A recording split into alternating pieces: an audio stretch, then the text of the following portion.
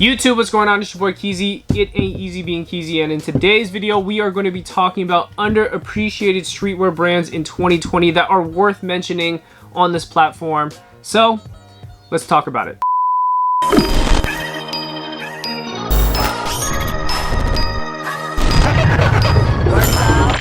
Okay, so if you're new to this channel, I've already made the first episode and the second episode to this installment of this series where I talk about other underappreciated brands. I highly recommend go ahead and go watch those ones. They don't necessarily have to do with each other, so you can catch up however you like. Out of order doesn't really matter, but this will definitely be a series moving forward. The only disclaimer that I'm going to give for this video is that if you have a brand that you really want me to know about, put the link of the brand that you want me to know about in the comments so I can click on it and I don't have to do that back-end research. I've already said that in the second episode. Sometimes people give me a list of like 5 or 6 and I got to go through each one. If you can, it would be nice to put the link down. Now I know I didn't put the link in the first and second episode for the brands that I talked about, even though I give you all the b-roll and I give you their Instagram handle and all that kind of stuff. I understand people also want to click too. So for this video, in the description, I will put the brand's link in the description so that you can click on it. And we're both happy, right? You give me links, I give you links. It's sharing. Sharing is caring. Okay,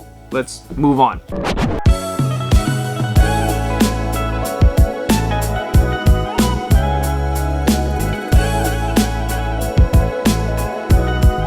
Alright, so I think we should start off this third episode strong and we should talk about Owen Hyatt, except it's not really called Owen Hyatt, it is called Colette Hyatt.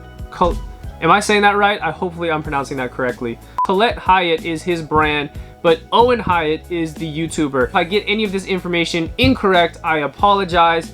I am newer to Owen Hyatt. I've subscribed to Owen Hyatt a long time ago, maybe half a year ago, and I haven't had a chance to catch up with a lot of his material because of the algorithm. It didn't really recommend it to me. But the screen name titled What They Not was the one that referred Owen Hyatt to me and brought it up again. I think there was like 2 or 3 people that referred the name, but this was the first one that threw the referral at me. Again, Owen Hyatt is another YouTuber that happened to start his brand, if I'm not mistaken, at 10,000 subscribers. I think he has some video up that says like, oh, we hit 10K, we're doing a Q&A, and I'm starting my brand too, which I've already talked about like 3 other YouTubers that have brands. But as time passes, it seems like there's enough YouTubers to make like a YouTuber brand video. I'm giving other YouTubers free ideas right now, but I probably could do that. Anyways, let's go ahead and jump into the clothing. Now, just scrolling through their Instagram, I always say this, but this is like my introduction to looking at the brand, because after the person recommended it, then I saw the Instagram and I'm like, okay, this is actually good stuff.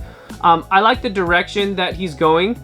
And it definitely speaks kind of his mantra as a YouTuber and also his own aesthetic. If you look at Owen's page and then you look at his brand, like of course it is a direct reflection of what he designs. First glance, when I see the brand, it looks very like Midwest. It looks like vintage / Midwest clothing, and I don't know where Owen is from. I probably needed to do a little bit more homework on that. Maybe it says it's right on his Instagram, I don't even know, but I wouldn't be surprised if he's from the Midwest, his clothing being a direct reflection of that. Now, just kind of scrolling through his website, I do like the piece that I like this shepherd patch t-shirt, especially if it's boxy. I don't know, maybe it's boxy, I don't know. If it's boxy, then I actually might buy it myself. And the other piece that I really like on this current collection that he has that's for sale right now, it's not sold out at the moment, but it's these pants. It's this black denim. Is it a denim? Yeah, I think that's a denim. And it has like this red stripe that goes through it, or like side stripe. Now I know what people think about like track pants and like the jeans with like the little line on it. Kind of looks like minimal, a little bit cringe at the moment. This is very different because the way it looks, it kind of gives it a little bit of like a cowboy look. I just like that the lines aren't straight down the side of the pants, and it's something unique. I don't think I've ever seen that before, myself anyway. The price pointing is not bad. I mean, 200 bucks. I mean, especially if it's like nice denim. I don't have a chance to have it here and touch it, try it on for you guys, but outside looking in, it looks pretty nice. He even has some accessories. A Teo tie, I guess it's like some kind of necklace that looks really nice too. Anyways, just gotta really give credit where credit is due. I think he's doing a fantastic job. I would definitely say it needs a lot more love, because I've noticed that YouTubers that have a larger audience, I don't know what he's at. He might be at like 20 or 30K subscribers. I mean, depending on the piece that you make and what kind of products that you're making, of course it's gonna sell out. But a majority of the time, if it's a larger YouTuber and they make their clothing, it sells out like super fast, right? But this one's cool because if you go on his website, it's all available. Maybe not in all sizes, but a lot of it is still available in most sizes. And you're not gonna wake up at like 8:05 a.m. and like not even have a chance to buy it, you know what I'm saying? So anyways, really great stuff. Check it out. Let's move on.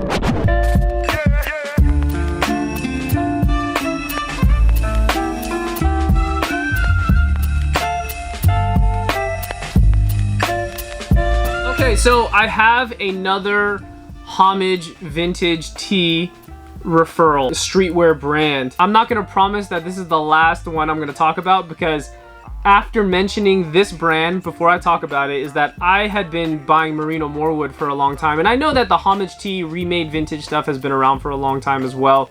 It's nothing new. I mean, there's tons of brands that do it, but now that I think about it, there are a lot more people that do it than I thought did it. Now it's kind of making me feel as if Merino's stuff is not as exclusive as I thought it was, even though a lot of people resell his t-shirts, you know, more than these other brands that I'm gonna bring up here today. But there's just more popping up. I've seen more comments. I'm looking through some of the links that people are sending me, some of the brands, and I'm like, wow, there are so many homage tee brands right now. It's a lot, but this one was worth bringing up, and this referral came from Icy Charlie. Shout out to Icy Charlie if you're watching this right now. The brand is called Effin Clothing, like EFFN Clothing, like probably like the cuss word, my assumption. I bring this one up though because the last homage t-shirt brand I brought up, shout out to them, by the way. They ended up contacting me on Instagram, and hopefully they can send me over some stuff. I can review it for you. But the sizing of the graphics of this is very good. I already said this in the second episode, but when I buy homage remade vintage t-shirts with a wrapper on it or what have you, I'm kind of particular on the wrapper that I choose or the famous artist that I choose, and also the sizing of the graphic. If the sizing of the graphic is bigger, it just works better. You know what I'm saying? Like, if you buy homage tees, like, you're paying for that. That is the purpose of the t-shirt, of the graphic to be super big, super large, kind of like all over, and it has like a lot of things going on in one image, and this brand does a really good job. This is actually the first brand that I've seen make a homage streetwear like vintage tee of the baby. I mean, I've seen like the Tupacs, the Biggies, the Snoop Dogs, Nigos, or even like designers and stuff. Putting that aside, I've never seen someone make the baby, you know, and they did a good job with the actual the baby graphic too. Looks tight, looks dope. That's what caught my eye when I first saw it. Otherwise, I could bring up so many different brand names, right? This is a good brand to check out. I'm not going to talk about it too much. Like I've already said like 4 times, there's a ton of brands out there that do this exact same look. So let's just go ahead and move on to the next one.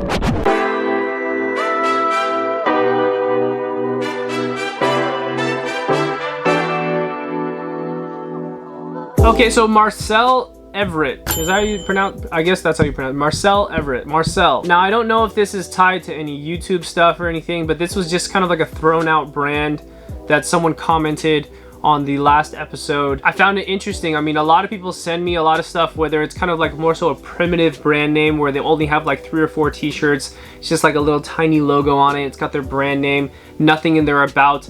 But this one seems a little bit more developed as a brand, and I don't know when they started, but they're definitely doing a good job with keeping the aesthetic of what they have. What I think about when I first saw this brand, Marcel, I thought of Elite, Chrome Hearts, and I thought of All Saints. If you take all 3 of those brand names and you mush them together, and if they had a baby, like, that would be this brand name to me. That's kind of what it looks like. It's very dark. It uses a lot of like silver items. A lot of the belts and the buckles are going to be like silver, custom silver. Or maybe that's not even silver, maybe it's some other kind of metal. And what really caught my eye about the brand name, I really like these vests that they made. I wish they had some more like modeling pictures in them. And it's kind of unisex. There's girls that wear it, there's guys that wear it. It looks like it has shotgun. I don't know if that's actually correct, but right, like on the chest area, it has like these holsters. It looks really dope. Like if you can actually put something in there to make it functional too, that's really tight. I don't think I would go with the white one. I'd probably go with the black. The black one looks tight. I mean, more black clothes, right? I probably don't need more black clothes. And what I find really surprising is that when I go on there to their Instagram, they only have 5,600 followers. And I find that shocking because when I look at their stuff, it really looks like something that would have like 500,000 followers, like 1 million followers plus. Like they do some really good work. Yeah, and one other item that I really like here too that I would love to try is their this like acid wash t-shirt. Like that's my weak spot. Acid wash, like really dark acid wash t-shirts that like a remade vintage tees, if they fit really nice, like I'm a sucker for that. You know what I'm saying? Like I would pay some decent money for one if it lasts a long time. Now this one, I don't know if the collar looks a little stretched out. It kind of looks a little stretched at the top there. But then the model that they show wearing it on the bottom right there actually makes it look pretty nice. I have a feeling that this is one of those brands where it's like, you look at it and you're like, oh man, it's like super expensive. But then the minute you buy like one of their items, you fall in love with it and you're like, okay, I'm sold. I like the rest of it. It probably, you know, if this item works out, the rest is gonna work out. Something that's gonna last for a long time. I think you get the idea. Really cool stuff. Check them out. Marcel Everett. I wish I can give you more context and history, but you can look that up on your own. And speaking of accessories, that kind of moves us on to our next brand that we're gonna talk about. And the next brand we're gonna talk about is called Good Art. And I'll just tell you like a really quick story on how I found this brand. I found this brand the last time I walked into Self Edge in San Francisco. For those who are not from the Bay, Self Edge, actually they have multiple locations. They got one in LA, they might even have one in like New York. But Self Edge is a retail store that sells a lot of Japanese raw denim. I'm talking about a lot. And anything that revolves around Americana, anything that revolves around Japanese brand names. They even sell Rick Owens now too. That's not Japanese, but they even sell that as well. So that just kind of gives you an idea of like what type of items they sell in there, price pointing wise. The last 2 times I walked in there, I had lightly walked past their jewelry section, and this is one of the brands that caught my eye because they happen to make some Cuban bracelets that are kind of expensive. They're a little bit more on the expensive side because it's probably real silver. But originally it caught my eye because it's not all the time that you find Cuban bracelets that are probably above 14 millimeter. Once you hit the 14 to 16 millimeter, they get pretty pricey. You know, these ones right here are 12. I think these are 12 or 14. But once you go past that, of course, it's more metal, it's more material, so it probably costs more. Tried one on in there and I asked them what brand it was. They told me it was this brand. And I thought that this was interesting enough to put on this list of like underappreciated streetwear brands because I don't know anybody that wears this. I mean, granted, they have 23,000 followers on Instagram, but the brand could be kind of segmented into that niche corner of Japanese raw denim. Like the crowd that buys that kind of stuff, they're probably also buying this. So you know, this is not crazy hype stuff. It's not something that Travis Scott is wearing. It's not Chrome Hearts. I know people will probably look at this and be like, that looks like Chrome Hearts. And you're probably right, yes, but there are tons of brands that make jewelry that look like Chrome Hearts. It just so happens that a lot of rappers talk about Chrome Hearts, so people buy more Chrome Hearts than any other brand. And this potentially can also be an alternative because you don't have to go out there and buy a $3,000 Chrome Hearts bracelet when you can maybe buy it for them for like $1,000. I don't know. I mean, this is real stuff. This is not gonna make your wrist turn green. You're not gonna get gangrene neck or nothing like that, you know what I mean? And what makes it even better too is that it's all, I believe, manufactured and their home base is in LA, which is tight. It's kind of homegrown. It's from the soil of the US. It's not made overseas. It's not like repackaged, rebranded. It gives you a better feel that you're purchasing something that was also manufactured in the United States. So anyways, next time you see a Self Edge store and you happen to walk inside, don't just shop for the jeans. Look at their accessories, ask for this brand. I'm sure they have like a whole bunch of options for you to go through.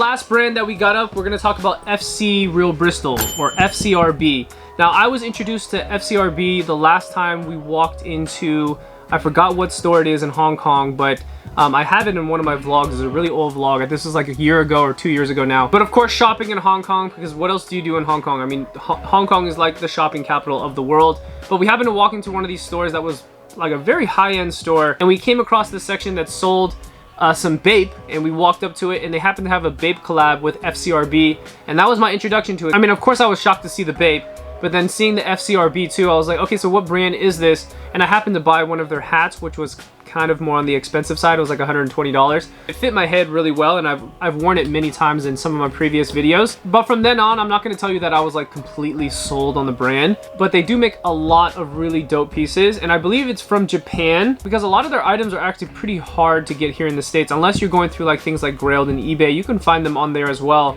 You're gonna have to sift through actual websites that sell FCRB to find some of these pieces. And what I like about them is that they are taking the corner of marketing themselves as like a soccer brand. Like if you don't play soccer and you wear FCRB, the brand itself makes very good, ambiguous, casual main pieces that work really well with almost anything that you can wear, because the color choices that they use are really nice. They use, of course, a ton of black colors. They do use a lot of like highlighter colors as well, of course, because of soccer, things like that. And the few times I had a chance to see the brands in stores and have a feel for it, I can vouch that it's quality stuff. It's definitely not cheap either. A lot of their stuff is in the $300–400 range. I mean, the hats already started at $120, so it's not the cheapest brand in the world.